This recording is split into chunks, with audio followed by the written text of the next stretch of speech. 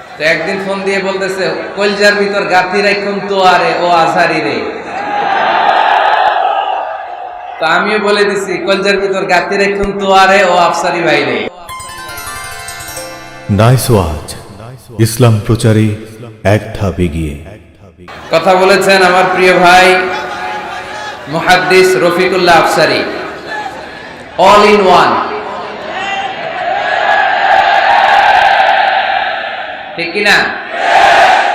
সবকিছু যদি একজনের মধ্যে পাওয়া লাগে তাহলে এটা হচ্ছে মুহাদ্দিস রফিকুল্লাহ আফসারি। ঠিক কিনা?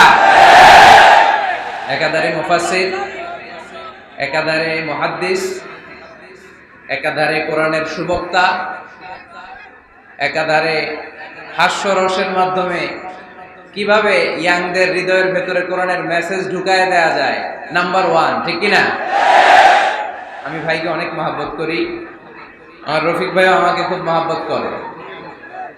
আমাদের মাঝে কথা হয়, ফোনে মেসেঞ্জারে কথা হয়, ভিডিও কল দিয়ে ভাই শুধু কান্না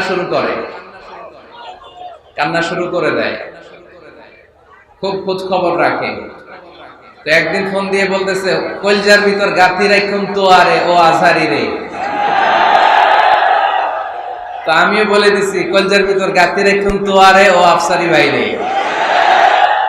আমাদের ভালোবাসা একজনের জন্য, তিনি কে? আমাদের এই ভালোবাসাগুলো যেন আল্লাহ পাকের জন্য হয়, আমাদের নাজাতের ওসিলা হয়। আমরা পড়ি আমিন।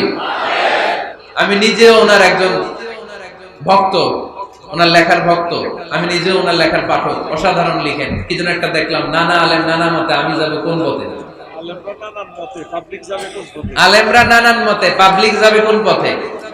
তো সুন্দর সুন্দর বই আছে, এগুলো আপনারা নিয়ে যাবেন। আমরা আমাদের প্রিয় ভাই রফিকুল্লাহ আফসারি ভাইয়ের জন্য দোয়া করি, ভাই যেন কোরআনের কথাগুলো আরো সুন্দরভাবে, চমৎকারভাবে সারা বাংলাদেশ সহ গোটা বিশ্বে ছড়িয়ে দিতে পারে। আমরা আওয়াজ করে পড়বো আমিন।